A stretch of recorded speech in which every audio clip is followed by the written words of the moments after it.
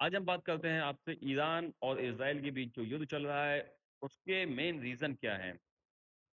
Iran और Israel के बीच जो युद्ध चल रहा है, वो एक काफ़ी लंबे वक़्त से चलता चला आ रहा है। और ये जो युद्ध का मेन रीज़न है, वो है क्षेत्रीय प्रभाव को लेकर दोनों देशों का टकराव। ये संघर्ष की जड़ें ऐतिहासिक, धार्मिक और भू-राजनीतिक कारकों से भी जुड़ी हुई हैं। जैसे 1979 1979 की ईरानी क्रांति, जिसमें आयतुल्लाह खामनेई के नेतृत्व में सरकार बनी। और साथ में आयतुल्लाह खामनेई ने इज़राइल को एक शैतान देश करार दिया और साथ ही साथ ईरान का परमाणु कार्यक्रम। ईरान का दावा है कि ये परमाणु कार्यक्रम शांतिपूर्ण उद्देश्यों की पूर्ति के लिए किया जाएगा, लेकिन इज़राइल इसे अपने अस्तित्व के खतरे के रूप में देखने लगा। और साथ ही साथ मध्य पूर्व एशिया में दोनों देशों का बढ़ता हुआ वर्चस्व और साथ में ईरान पर ये आरोप लगाए गए कि उसने फिलिस्तीन में जो दूसरे समूह थे जैसे कि हमास और हिजबुल्लाह, उनको भी इसने मदद की भाई। 1 अप्रैल 2024 को इजराइल ने ईरानी दूतावास पर दमिश्क में हमला किया, जिसमें ईरान के कई अधिकारी मारे गए। और संघर्ष ये तब ज्यादा बढ़ गया जब 13 जून 2025 को इजराइल ने ईरान के परमाणु ठिकानों पर हमला किया। लेकिन साथ में ईरान ने ये बताया कि हमारे जितने भी परमाणु संयंत्र हैं, परमाणु जो भी कार्यक्रम है, वो सभी सुरक्षित हैं। और इसमें साथ में अमेरिका की भूमिका।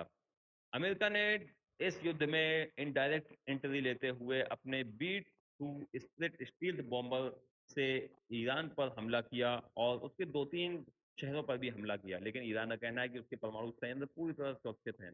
और साथ ही साथ मिडिल ईस्ट में अपनी बढ़ती हुई ताकत और अपना वर्चस्व को बनाए रखना ईरान और इसराइल दोनों के लिए बहुत ही मुख्य है। तो ये कुछ वजह हैं जो ईरान और इसराइल के बीच टकराव और द्वंद्व का कारण बनी।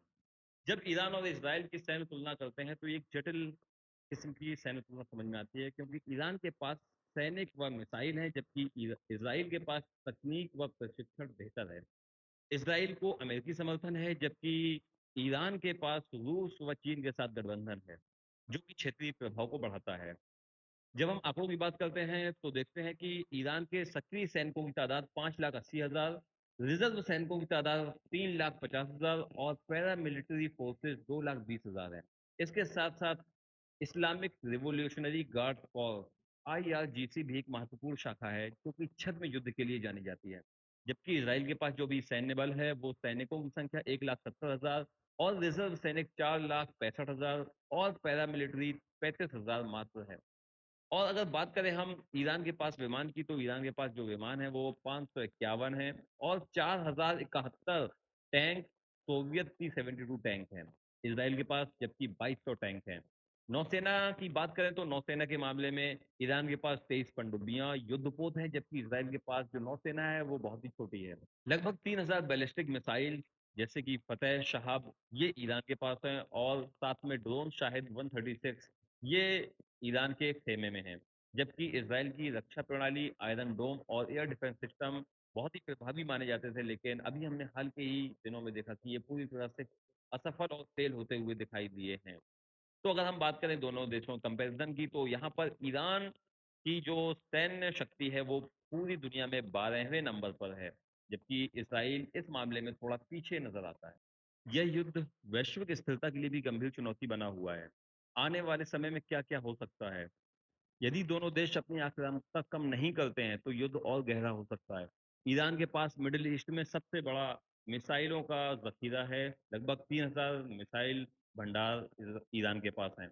और वह आने वाले समय में इसराइल पर मिसाइल अटैक भी बढ़ा सकता है। और साथ ही साथ ईरान ने यह कहा है कि स्ट्रेट ऑफ हॉर्मुज हॉर्मुज की खाड़ी वो रास्ता ही बंद कर सकता है, जहां से वैश्विक तेल की आपूर्ति का लगभग 20% हिस्सा प्रभावित हो सकता है। तेल की कीमतें भी $100 प्रति बैरल तक ऊपर जा सकती हैं।